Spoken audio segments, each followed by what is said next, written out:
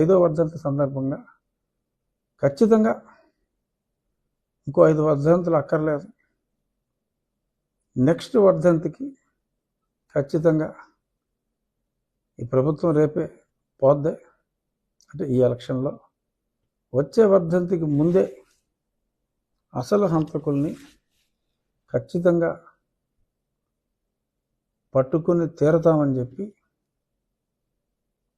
నేను శపథం చేస్తున్నాను ప్రజల తరపున.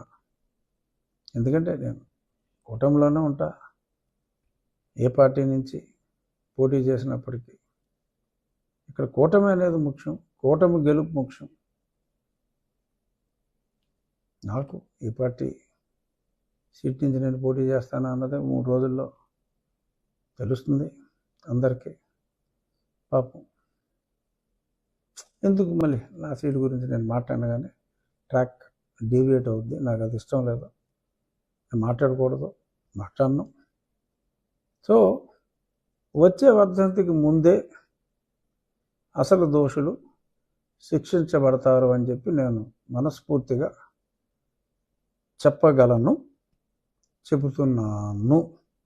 సో ఇక్కడికి డెఫినెట్గా ఒకవేళ ప్రతిపక్షాలన్నీ కలిసి, ఎందుకంటే ఆయన్ని నిర్దాక్షిణ్యంగా ఎవరు వేశారన్నది సిబిఐ ఛార్జ్షీట్లోనే వచ్చింది కాబట్టి, ఇంకా ట్రయల్ అవ్వకపోయినా అన్ని వివరాలతోటి ఇచ్చారు కాబట్టి,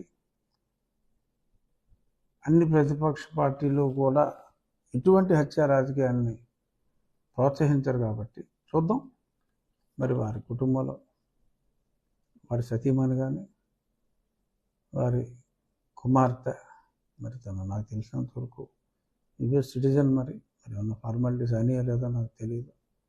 సునీత కానీ మరి పోటీ చేస్తే తప్పకుండా అందరూ కూడా దారుణంగా ఓడించాలని చెప్పి మరొక్కసారి కోరుకుంటూ, నెక్స్ట్ టాపిక్ సర్వేలు చూసి గజగా వణుకుతున్నాడు జగన్మోహన్ రెడ్డి. పాపం ఆస్థాన కళాకారుడు ఒకడు ఉన్నాడు, ట్రంప్ అవినాష్ అని. అతనికి టైమ్స్ నౌకి ఏదో లింక్ పెట్టి ఇంట్లో కూర్చుని సర్వే చేసామని టైప్ చేసి, ఆ టైమ్స్ నౌ మిగిలినన్నీ బాగానే వేస్తాడు. కానీ మరి ఇక్కడ మరి ఎందుకనో మరి గతంలో 4.5 కోట్లు ఎవ్రీ ఇయర్ 8.5 కోట్లు తీసుకున్న మొహమాటం కావచ్చు. వాళ్ళైతే ఏదో సర్వే వాళ్ళ పేరు మీద వీళ్ళ ఆఫీసులో పనిచేసేవాడు ఇచ్చిందాన్ని ఏదో సాక్షిలో రాసుకుంటున్నారు తప్ప జెన్యున్ సర్వేలు మరి సి ఓటర్ ఏబీపీ అంటే ఆనంద్ బజార్ పత్రిక వాళ్ళు సి ఓటర్ కలిసి నిర్వహించిన సర్వేలో కేవలం 5 స్థానాలు యువజన శ్రామిక రైతు కాంగ్రెస్ పార్టీకి, కూటమికి తెలుగుదేశం, జనసేన, భారతీయ జనతా పార్టీ కలిసిన కూటమికి 20 స్థానాలు వస్తాయని చెప్పారు. ఇక్కడ సి ఓటర్ క్రెడిబిలిటీ ఏమిటి అనేది మనం చూడాలి.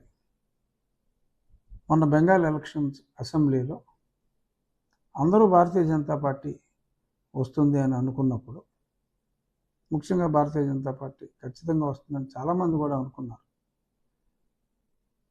165 స్థానాలకు పైగా